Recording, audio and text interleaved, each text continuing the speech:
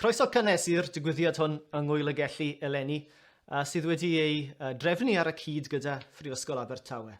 A very warm welcome to this event at this year's Hay Festival, organised in collaboration with Swansea University.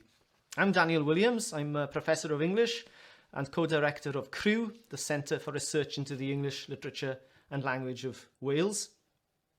We hold the papers of many eminent writers at Swansea in our Richard Burton archives, and one of those writers is the dramatist, critic, political thinker Raymond Williams, whose centenary we're celebrating this year. Over the next few months, Swansea University will be hosting a series of symposia, online symposia, with international collaborators discussing Raymond Williams's life, work and legacy. And today's event is a way of kicking off those events, and also an opportunity for me to launch my collection, my new edition of a collection of Raymond Williams's theoretical writings on Wales, Who Speaks for Wales, which first appeared in 2003 and has now been updated with some new pieces and a new afterword. The book first appeared, as I said, in 2003, and it was collected and produced in response, in a way, to the 1997 referendum for Welsh devolution. The sense at the time was that the two strains on the Welsh left needed to speak more to one another, as embodied, I guess, institutionally in the Labour Party and Plaid Cymru. And Raymond Williams's writings did offer a kind of bridge between those traditions. Radical minority nationalism on the one hand, and socialism on the other. So in the introduction, I emphasised those elements of bridge building, emphasised the questions that Raymond Williams was asking more than the answers given, emphasised the way in which he, coming from the border, could see Wales in the round. Now, this new edition is coming out at a very different time. I should say we're pre-recording this event. So the Senedd elections of May the 6th have not happened yet. But whatever happens on May the 6th, this book is appearing under the shadow, really, of the European referendum of 2016, where Wales followed England in voting to leave Europe, although Northern Ireland and Scotland voted to remain. It could be argued that the Welsh European vision that Raymond Williams espoused, his self-defined identification of himself as a Welsh European, that vision has been pushed away. It's further out of reach now than arguably any period in my lifetime. But Raymond Williams noted that Welsh history testifies to a quite extraordinary process of self-generation and regeneration from what seemed often impossible conditions. And this new centenary edition, appearing as we come out of the pandemic as well, has been prepared with these words in mind. To explore some of these questions and to talk about Williams and his legacy more broadly, I'm delighted to be joined by two eminent people who I got to meet and to know because of this book. Williams emphasised that ideas always need to be tested on the ground, that the viability of any philosophy or cultural theory needed to be measured in relation to people's experiences as individuals and the experiences of communities. And in their different fields, my co-panellists today are activists and practitioners influenced by Raymond Williams's writings. Leanne Wood is the Senedd member for the Rhondda and was leader of Plaid Cymru from 2012 to 2018. She reached out across the political academic divide in 2009 as she was developing her Williams-inspired green print for the valleys, initiating what has become a long correspondence and friendship between us. She's one of the most important voices on the left in Wales, in Britain and arguably in Europe.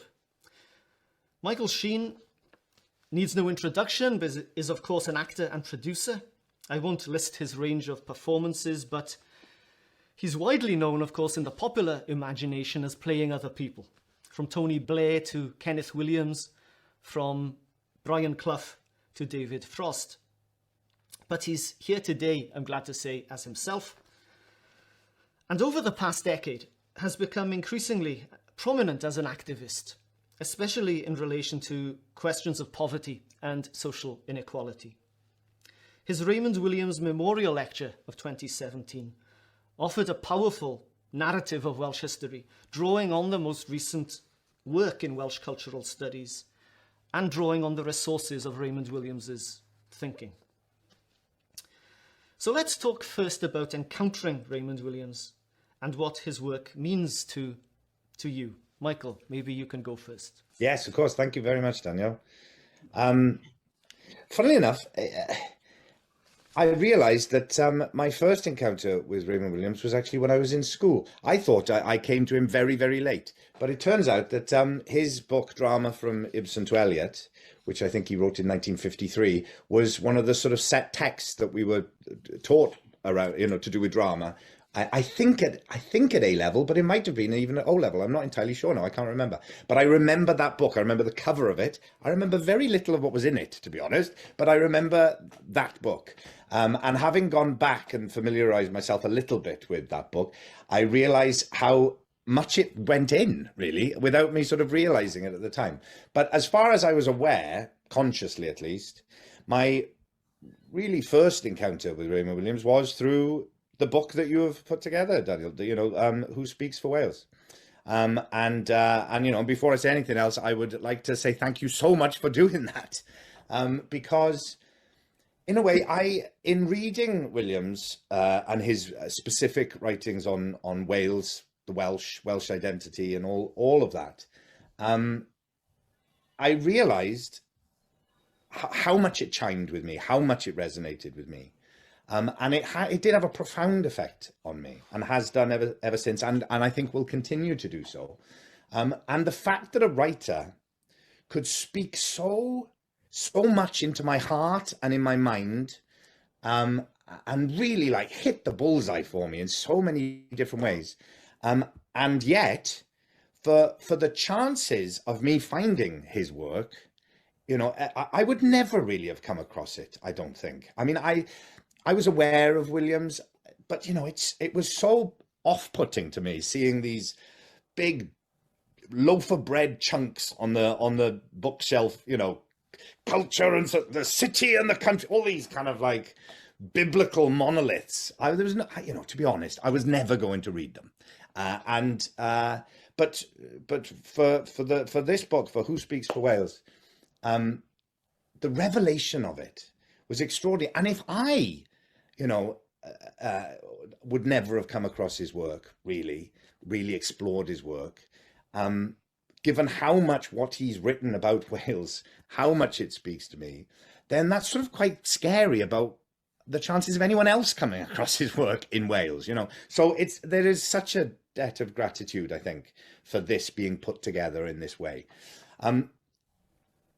What I found was that he sort of gave me permission to claim my Welshness in a strange way. The more I found out about him, the fact that he himself describes himself as having sort of rejected his Welshness for a long time. And now I would never say that I had rejected my Welshness, but the idea of somehow coming into your sense of Welshness later on, I think he talks about it, it was not until he was well into his 30s, and that a sort of combination of an anglicization through the imposed grammar school network that he went into, as he would describe it, and a natural sort of, I think he says, a strongly hatred of the Welsh nonconformist rules and structure that he sort of grew up around. A combination of that led him to sort of reject his Welshness earlier on. And it wasn't until he was in his 30s, well into his 30s, that he rediscovered that or started to explore that. Now, that was something I could relate to immediately, that sense of coming quite late in the day. I'm carrying guilt about that. And that in reading Williams, discovering that actually that process was one that was sort of done to me on purpose in a way. It wasn't just, I was carrying this guilt, which I think a lot of Welsh people do. I subsequently have discovered that somehow there was this idea of a Welshness out there that I didn't conform to, and therefore I was less so. I was less Welsh than other people. I was, that kind of stuff. And he lifted that off me completely by reading, him. That just went.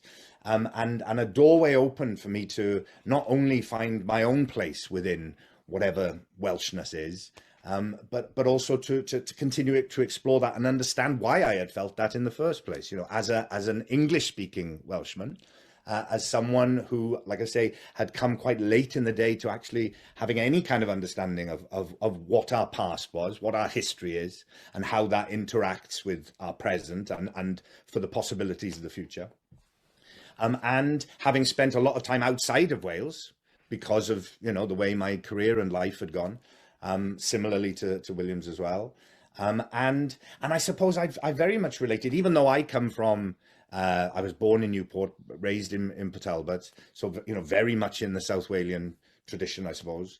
But with Williams coming from Pandy on that border and describing himself as being able to look out and see to the north, the rural sort of depopulated pastoral hills, and to the south, this sort of industrialized, diminished south.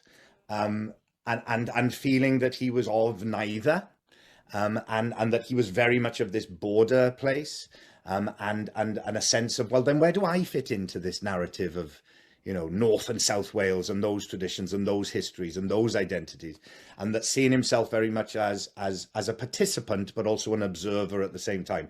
Those were things that very, very much resonated with me, of feeling like, where is my place in this? And the discovery that there is no one Welsh identity. There are multiple Welsh identities, as there are multiple Welsh histories, I suppose. And that was incredibly liberating to me, because I don't think I'd realized quite how much I was carrying Welsh guilt. We talk about Catholic guilt, but the idea of Welsh guilt, of not speaking the language, of not having spent my entire life in Wales, of finding my own sort of personal success and meaning in my career and that kind of stuff outside of Wales, of leaving it. And of not understanding our past, of not really, I wasn't taught Welsh history in school. I wasn't, I had no understanding of that. I would hear things like Owain Glyndwr and Llywelyn the Great and, these kind of things, and Henry VIII and the Acts of Union. I'd hear these things. They meant very little to me, to be honest. And so the kind of extraordinary revelation of what he wrote about Wales, how it educated me and informed me and led me to realize, as you mentioned in your introduction, it was the questions that were being asked in some ways that were more important than the answers. And the idea of I sort of thought of him now as being like a sort of a critical analysis, frontline emergency service person. Because, when they talk about the emergency services, that when you see a fire or a trouble, the emergency services run towards it when everyone else is running away. And I feel like Raymond Williams does that with complexity, difficulty, contradiction, and, and mess. That when, in everyone else, it would make you kind of go, oh, move away from that. Contradictions in our past, in our history, in our story, things that don't quite fit the narrative that we want to hold on to about ourselves. Most people, including myself, would tend to want to smooth that over, not, move away from that. Whereas he runs into it. That's where the stuff is. That's, the problematizing within the struggle for around Welsh identity and all those discontinuities that he sees as being, what our history is. It's interesting that when he wrote about, the fantastic documentary series, The Dragon Has Two Tongues, with Gwynalf Williams and Wynford Vaughan Thomas. And he talks about the difference between the two of them in how they approached the story of Wales and Welsh history. And he sees in Wynford Vaughan Thomas someone who sees a great continuity. There is this continuity of not only literature and language, but of the people as a race. That it's this beautiful, elongated continuity, and he doesn't really get into what happened in the last sort of 100 years very much. It's all about what happened back there. And then Gwynalf, is very much about the shocks and the discontinuities and the stops and starts and the regenerations and all that kind of stuff. And he says in a beautiful phrase, I think, or a way of putting it, Raymond Williams talks about how essentially Wynford Vaughan Thomas is talking about a story and Gwynalf Williams is talking about a history. And I love that. That really sort of stood out to me, that because we do see very much, I think, as Welsh people, is very much sort of divided between people who want to see where we've come from and where we are as a story, with a kind of romanticism about that and a continuity about it, and then people who are prepared to see it as a history, which doesn't conform and isn't smooth and doesn't just make you feel good. You know, that you have to confront these difficulties, these discontinuities, these shocks and traumas, in order, as William said, to then be able to let go of it. That a true confrontation with history, with your real history, allows you, hopefully, to be able to let go of your baggage and then claim a sort of a confidence in the present and the future that isn't about denying what has happened in the past. It is about absolutely a reckoning with it, a clear understanding and seeing of it, in order to not be held back by it. And that otherwise, if you don't have that reckoning, if you're in a position of sort of structural ignorance, then you can't possibly find that confidence, because you can't know where you've come from. And if you don't fully move through that process, the danger is that you become fixated on the past. And I think in some ways, I've realized that is where I am. That's part of my process at the moment. Coming quite late, like I say, to understanding our place in history and what has happened and what's gone before and how that shapes who I am and the country that I call home and that I live in. I think I am a little bit fixated on the past at the moment. I'm moving through that process myself personally, because it's such a revelation to me. But that has to be moved through and not held on to, and not be fighting those battles necessarily, but understanding them, letting go of them. So that's a very Williams has powerful, completely transformed, you know, my understanding of myself, my own personal history, and my history within the context of my people, totally.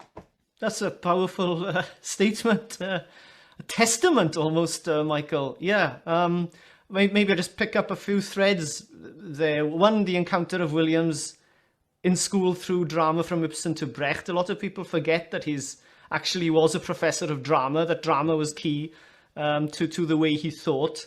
That distinction between history and story is an interesting one. But then in some ways, processes like the loss of a language, the loss of a culture, the kind of transformations that have been parts of Welsh history, quite often they don't leave any kind of archive. They're not available for the historian to study empirically. It calls for a cultural historian or a cultural critic to explore the sort of literary record, to bring out some of those experiences. And maybe, you know, one of the reasons why one of Wales's leading cultural critics was actually a literary critic is precisely that it's in literature that you find some of that kind of testament. And then that idea of coming back and you relating that to your own story is powerful. So many Welsh narratives, both in fiction and in reality, are about moving out. And of course, there's nothing wrong with that. We need people taking Wales to the world, the sort of corn is green type narrative. But Williams's border country begins with Matthew coming back from London, where he's an academic, to the border country. And it strikes me that, you know, in that very first novel, 1960, there's kind of a template for his own life, the re-engagement with Wales that you've described. So moving on to you then, Leanne, your encounter with Raymond Williams and what he means to you today. Well, I first come across Raymond Williams in the 1990s, in between that time when we'd voted for devolution and then when it was set up, so the late 1990s. And there were lots of people working together between Plaid Cymru and the Labour Party at that time, because we were trying to think about how we wanted devolution to be shaped. And so there were lots of discussions about the kind of Wales we were trying to build, and what kind of constitutional setup would that be based on.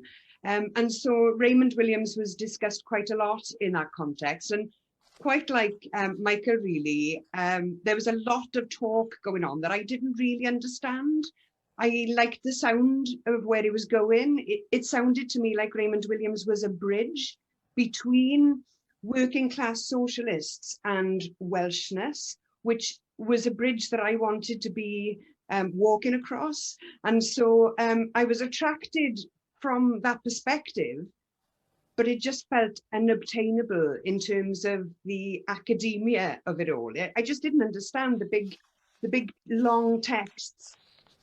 I understood all the words individually, of course, but I couldn't really grasp the full importance and impact until much later.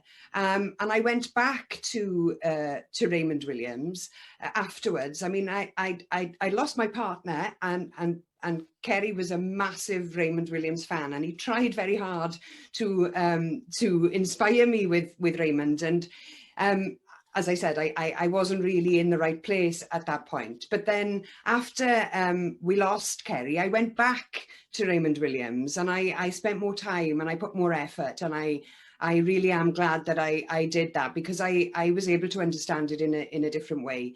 And now, when we think about all the issues and the problems that Wales faces today, and the relevance of so much of that writing, and there's still so much I've still not read, but in relation to Wales, in relation to the question of alliances, working at a community level, decentralisation, real independence, not just constitutional independence, what you vote through in a referendum, but independence of the mind, where communities are independent, where people are able to act independently without the baggage that Michael earlier referred to.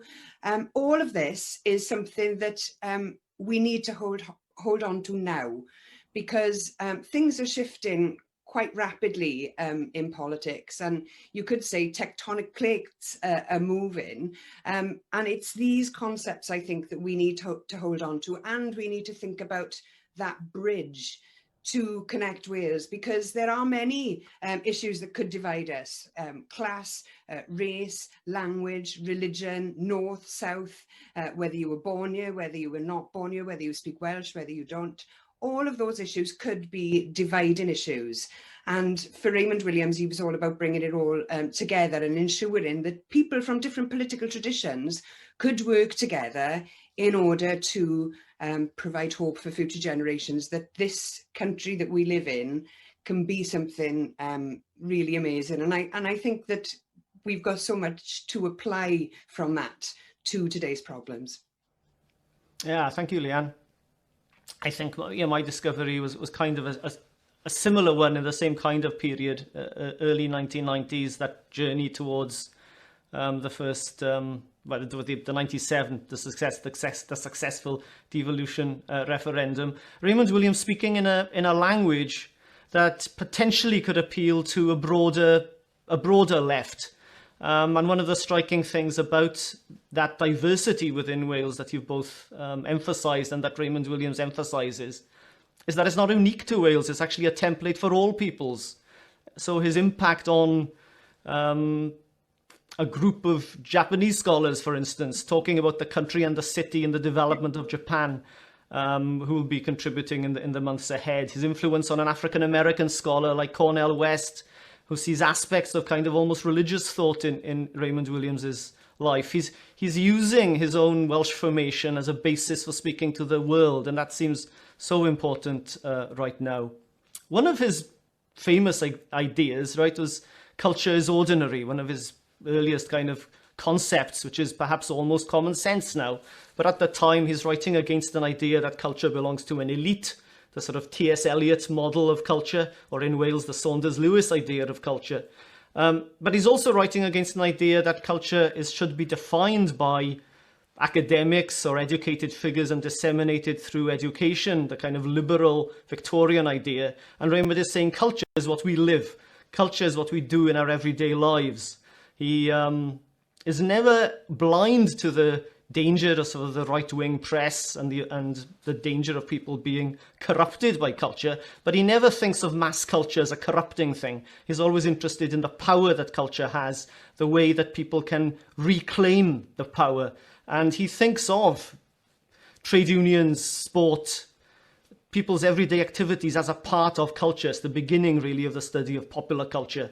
And Michael, I wonder if you'd like to comment a little bit on that in terms of your own career, your own work. You know, you've worked in sort of the popular Hollywood type sphere of things. You've also performed in the Passion in Port Talbot for the National Theatre. Very much maybe an embodiment of a kind of culture is ordinary. Does Raymond Williams help to understand your own career in terms of, you know, the dramatic substance of your life?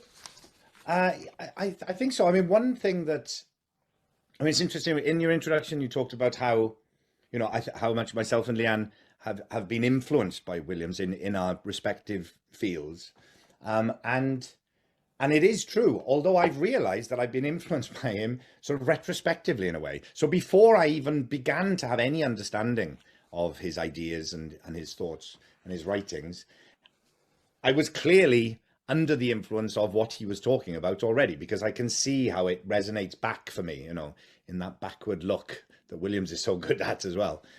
So something that really resonated for me when I started reading his stuff was the idea of the particular, of the local, and the connection between that and the universal.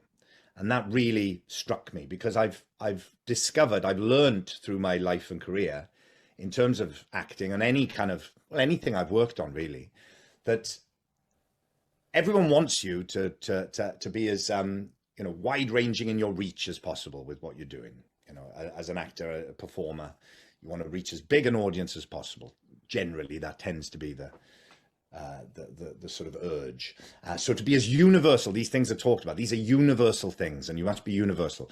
And of course, what tends to happen is that it becomes bland and meaningless and just kind of empty and very superficial. That's the danger.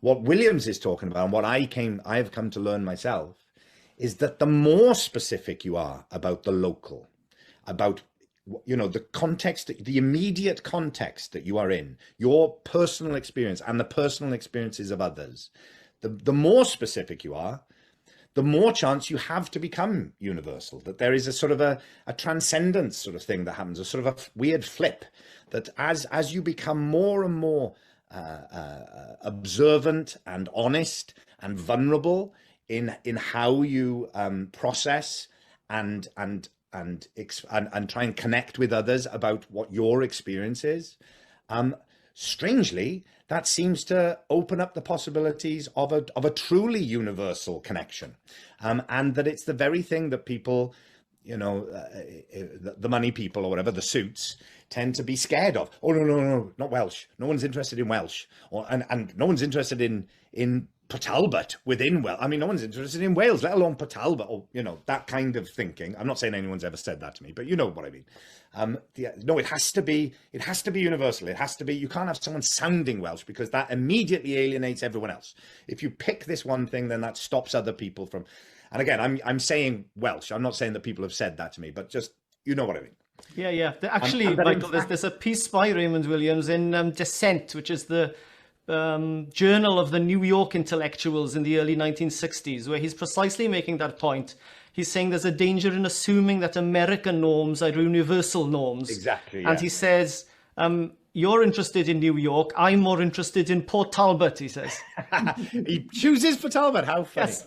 How funny. Yes, I think he reviewed a Hannah Arendt book, I think, didn't he? And he talked about it in there as well, about the idea of, I wish that particularly North Americans wouldn't just assume that, you know, what is going on for them is just universal. But so that idea of finding, of being so connected to what is your immediate surrounding, your immediate community and the people around you, and your place, that actually that is a portal into the universal. And I suppose in a way, I've always tried to do that in my work as an actor anyway, no matter what I'm working on. And I think whatever success I've had as an actor, I think is partly to do with that. That I hope that when people watch what I'm doing in, whether it be a Twilight film or, you know, playing Frost or Blair or whatever it might be, that even in the context of something that is fantastical or, you know, seemingly not grounded in the sort of reality that we, you know, talk about, that there is something in it that connects to people because it is something that is coming from something very specific in me. You know, it's not, I try to move, you know, as an actor, you want to move away from the general. You don't want to be generalizing anything, because it's meaningless to anyone else. It has to mean something to you for it to have a chance to mean something to anyone else. There's so many layers between what you're doing and the audience, ultimately, of everyone else's contribution and technical and all that kind of stuff. If the thing that you're actually dealing, if the raw material is meaningless to you, there's no chance that it's going to survive that, journey towards reaching someone's heart or someone's mind, So I've always tried to find that in my work anyway. But I think ultimately the most kind of sort of pure expression, or the most interesting for me expression and manifestation of it, was when I did the project The Passion in Port Talbot. And in trying to marry in a way exactly what Williams was talking about, the local and the universal, in taking, in terms of the West, at least Western culture, the most universal story, the story of the Passion of Christ, that I used that as a template that I felt like everyone would, whether you believe in it or no matter what your personal feelings and your relationship to it is, it's there, it's hardwired into you, it's the greatest story ever told, as people say. To marry that with the very, very specific story of this community, this Port Talbot community. How do you bring the mythic into the local, the commonplace? Can you have someone be crucified on the roundabout that people go around in order to get to the beach, to Remo's, to get their ice cream when it's hot on, that, how do you marry those two things? And can you find a way to tell a very specific story of a town and its community and its past, and find a way to make that mean something to people who are coming from all over the world, as it happened ultimately. I mean, there were people from Japan and Canada and Australia who were, weeping, whether they were there or watching it on TV or listening to it or reading about it, or people I've talked to since. It connected. And that was, I suppose, as you said, Williams talked about the idea that these shouldn't just be intellectual ideas. You have to have them happen in real life, like be tested on the ground with people in communities. And that was my attempt to see if that could really work, if his concept of the specific and the local within the universal could happen, and it did. And so that was an extraordinary kind of validation for me of what he was talking about, and therefore opens up all kinds of possibilities beyond that. He talks about the importance of making sure that any alliances or any vision for the future is not based around negatives. It has to be around a positive vision. So the fact that was possible, that could happen in the face of, whether it's in the entertainment industry or not, being told that no one cares about what's going on in Wales, outside of Wales. No one cares what's going on in Port Talbot. Williams, I was struck again, going back to Who Speaks for Wales, I was struck by how many times Williams talks about the idea that what is going on in writ large in the world, and he's talking about it in the early 80s, I think, talking about, what has happened to Wales over centuries is now happening to England over decades. And the consequent, this is what he wrote, and the consequent confusion and struggle for identity is leading to a search for new modes of autonomy in the face of a paranational political and economic system that is trying to flatten anything like that. And that struggle is trying to find its way through what have become, although still powerful, redundant, residual ideas and systems and institutions. And if that is not a description of what has been going on and what is going on now, I mean, it just struck me so much. And that it's in locating what is specific to you and what is personal to you and what is meaningful and real and not mythologized. That is the way to lead the way for what is going on for other people. We've been used to it in Wales for centuries. What we've experienced, is now being experienced by more dominant cultures, and there is much to learn from that. So the idea of saying it doesn't matter what's going on in this country, that has no connection to what's going on elsewhere, is, Williams he prophesied that would be turned on its head, and he was absolutely right. Now that leads nicely to Leanne's practice as a politician. Raymond Williams's relationship to practical politics was a complex one, Leanne, in that lots of people claim him, right? In fact, I think there's a Raymond Williams lecture delivered at this Hay Festival, delivered by Gordon Brown. So the Labour Party claimed Raymond Williams, although he was only a member for a very brief period in the 1960s. Plaid Cymru claim him. He certainly became interested in Plaid Cymru. Some of the pieces in Who Speaks for Wales were delivered at Plaid Cymru summer schools, or published by Plaid Cymru. One of the things I've discovered actually in the archive here is his membership card from 1969. The assumption often is that he didn't get involved with Plaid until the late 70s, early 80s, but he was clearly interested before that.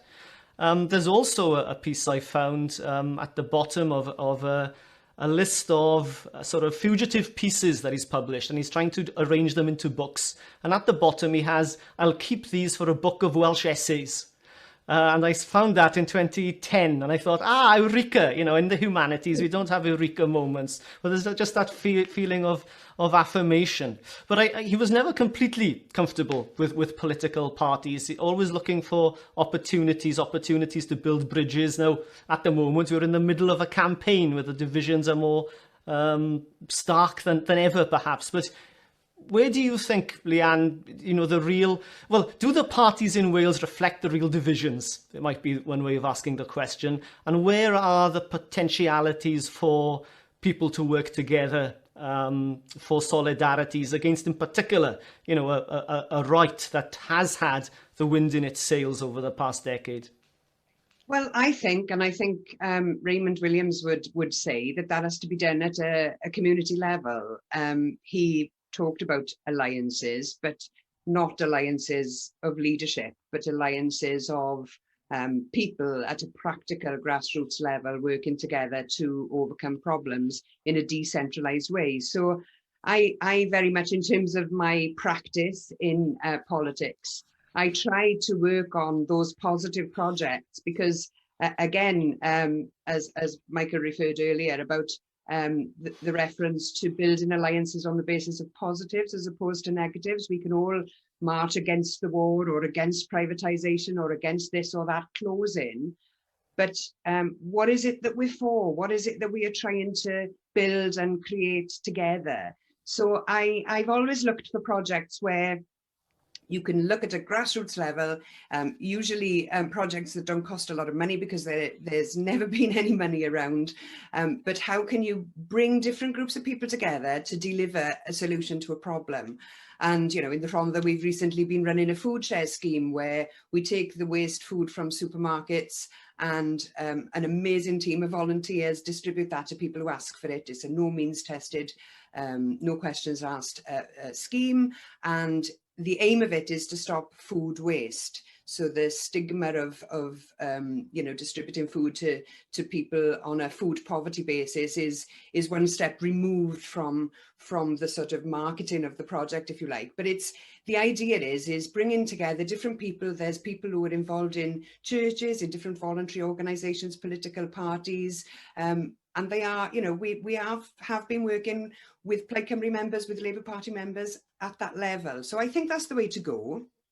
And then when those networks have strength, they can challenge the leaderships. But, you know, politics happens at that level, really, and it doesn't necessarily need leadership. People can lead themselves.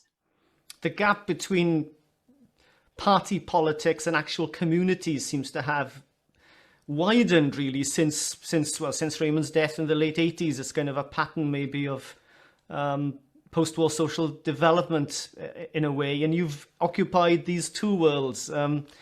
In that, as leader of Plaid Cymru, you know, you had the debates during the general election. In a way, you perhaps were the first Plaid Cymru leader to break through into British popular consciousness in a way, whether that's manifested in those debates or appearing in the sort of cartoon strip at the beginning of Have I Got News for You? What's the relationship in a way between your activism in the Rhondda, Leanne, and then your broader kind of stature as a voice for the left in Britain in a way?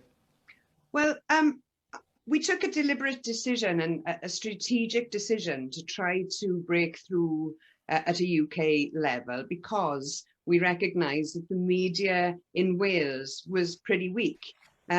Many people in Wales receive their media from sources outside Wales. And so if we wanted to speak to people in Wales, we needed to go via London, bizarrely, but that was recognised and that was acted upon. So the staff I worked with did a lot of work to try to get on programmes that were run and based in London. It involved a lot of travel to London, which I didn't enjoy a lot of the time, but it worked, and I now am very well recognised in Wales as a result of that. So I don't have to introduce myself on doorsteps anymore. People know who I am, even with a mask on and sunglasses. So it's been a really good way to break ice, to get people to think about Plaid Cymru and Welsh politics and Welsh socialism in a way that they may not have thought of before. And it's opened up conversations. But it's also shown that we do need to do more to strengthen the Welsh media. And Raymond Williams talked a lot about the democratisation of media. And I wonder what he would make of social media today, because theoretically speaking, social media is very democratic. Everybody can be a broadcaster. Everyone has a voice on Twitter. But then there are dark forces at the same time. There's a lack of regulation. There's a lot of abuse that goes on. There's a lot of trolling, and you know, we all know about that. So it's potentially interesting and democratizing, but at the same time, is potentially problematic as well. So it'd be, you know, there are so many things that I would love to have a conversation with Raymond Williams about now. And this question of democratic social media or not is certainly one. It's interesting because I was just earlier this morning, actually, I was reading something about his feelings about the coming of cable. So I guess he must have been writing early 80s, early to mid 80s or something like that. And how excited he was at the opportunities potentially of cable. You know, he said on the one hand, obviously, there is a concern about just being overwhelmed and overpowered by, you know, foreign content or material coming from outside. Although he said we in Wales are used to that.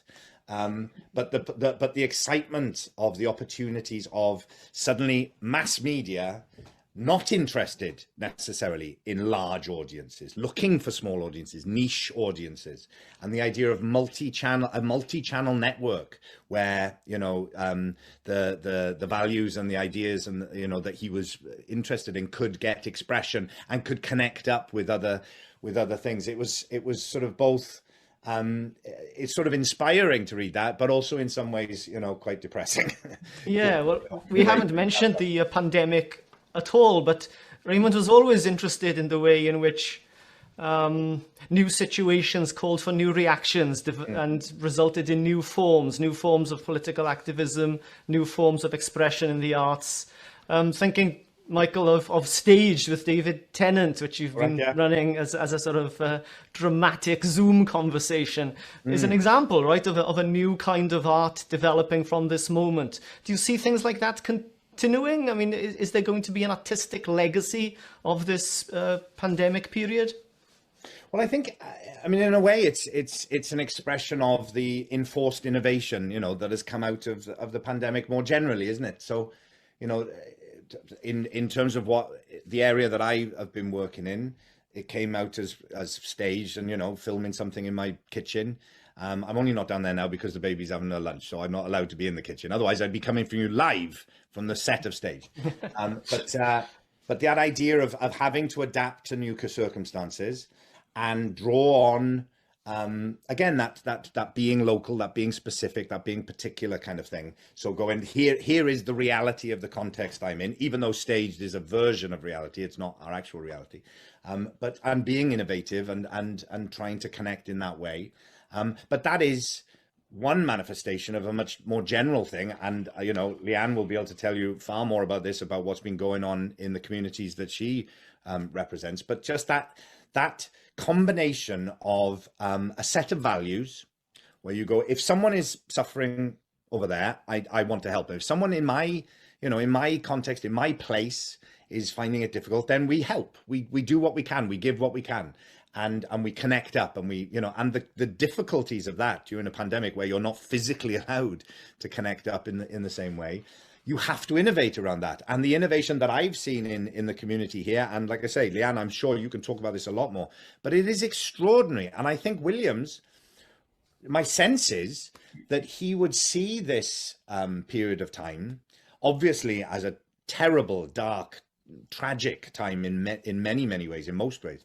But I think he would also see the opportunity and be galvanized by that, because that idea of having to let go of baggage, you know, in knowing that I was going to be coming and talking about this today, I kept panicking in a little way, because I thought, well, I don't know enough about what's been going on. I'm not informed enough. I haven't thought through everything. And then I thought, you know what, the pandemic has sort of, in a strange way, wiped a sort of a slate. Now, in many ways, of course, and most importantly, it hasn't. It has exacerbated what was already there. That's, if anything, that's something that comes across, again and again to me, is that all the inequalities, all the injustices, all the unfairness, all the unevenness that was there before has only been made more extreme now. But in another way, it has partly done that thing that Williams talked about having to let go of the baggage. You have to let go of certain things that were going on before and go, right, this is the new set of circumstances, and we have to adapt. We have to find a way to meet the needs of what is going on right now. And how we do that is based on us as a community. What are our values? What are our traditions? What are we drawing on in order to meet this unknown that is happening? And in that, I feel there is a kind of a renewal and a re-emergence of culture that you talked about, in your introduction, Daniel, that our Welsh story, our Welsh history is about discontinuities. And if we're not going through a discontinuity now, I don't know what it is, but it does mean that there is the opportunity to start again. And what do we use as a template to start again? How do we build back up in a way that has a truer representation of who we are on a local level? And I think Leanne is absolutely right. And Williams absolutely talks about this and lays a sort of a blueprint down for it in a way, that it is about finding new forms of cooperative work and education, of people who have a strong sense that they are in control of their own lives, their own places, their own use of the use of their own energies and resources. If you have a sense of that, then anything is possible. You can have the kind of confidence in your present and the future that Williams talked about. And his stark warning, of course, was that if you don't have that, if people don't have that sense that they are in control of the use of their own energies and resources and a sense of making decisions about their own place, I think he said in one of the things that just sent a chill through me when I read it first, he said, otherwise this complex industrial society will smash itself up out of bitterness and hatred, not in spite of the sense of union that we have, but because of the enforced, inauthentic sense of union that does not allow for people to feel that they have that connection to their place and that their own energies and resources are in their own control. And that, when I first read that, I sort of had to put the book down and just sort of sit there for a minute, because I thought that is exactly, he was right in that in I think 81 or something, and it was the most clear and powerful description of the time that we are going through that I had come across. Yeah, he's always aware of the pressures, but he never becomes completely hopeless, right? There's always that sense of drawing on the resources of the past to create a vision of the future. Yeah. Leanne, you've described, the communitarianism of your politics and community activism. Has the pandemic reinforced the beliefs you already had, or is there a sense of a shift and the need for a new kind of politics coming out of this now? Well, I think that concept of communities gaining strength by struggling through adversity that Raymond has talked about is exactly what's been going on here, because in the Rhondda, we not only did we have the COVID pandemic, but that was preceded by horrific floods. 400 properties nearly were flooded, and the response to that, I mean, it was a horrific event. But the hope that came out of that was in the strength of the community response to it. So money was raised, cleaning products were provided, help was provided, hundreds of people wanted to provide support, clothes were donated, toiletries, everything you can possibly think of. The community just moved into action. And again, social media enabled all of that to be organised. It was a force for positivity and good. So whilst there has been incredible tragedy in our communities here, we've seen some of the highest death rates from COVID.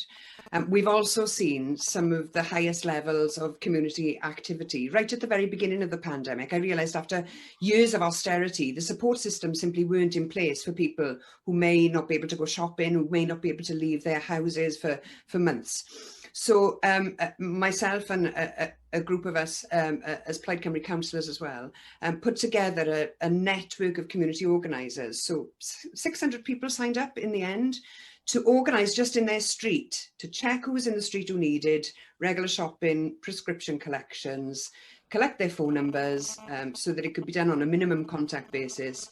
And the people just everywhere were scuttling around, queuing in pharmacies, getting shopping items, essential items for people, just providing that phone call to check you're all right. And do you know what? It's still going on.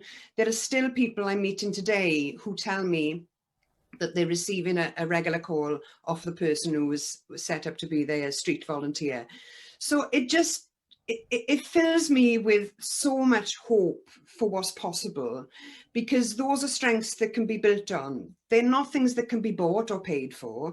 These are good deeds and compassion in people who just want to help other people, because they know that when things are difficult, if their house was flooded, they would want to call upon that help as well. And so they are prepared to provide that almost as an insurance policy, because they could be needing that at some point in the future. And when everyone does that, it's hugely, hugely powerful, and it's something incredible to build on. So in terms of the question that you asked, has the pandemic reinforced my political beliefs?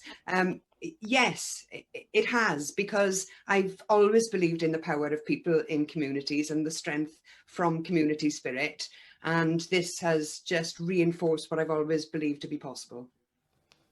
There's a thing that Williams wrote at one point, and I can't remember when he was, but he talked about the idea of the sense of communality in Wales being different to that of, let's say, England or whatever, that there was something specific to the Welsh people, partly because of their history, I suppose, or their histories, that lent itself to a sort of communality. And he talks at one point about whatever it was that allowed, when nonconformism came across the border into Wales, what the Welsh did with it, how they responded to it.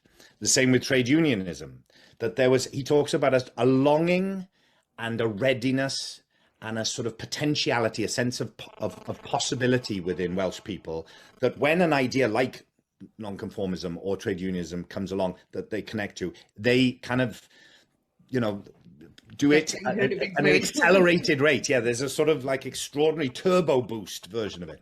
And that is something that I think, no matter how many defeats, no matter how much the country has been sort of beaten down in many ways, and as Williams would describe it, that sense of readiness that is connected to a sense of longing for something, and that sense of potentiality, the resilience that is there is something that strikes me again and again and again about the people in Wales and communities, and what Leanne's talking about.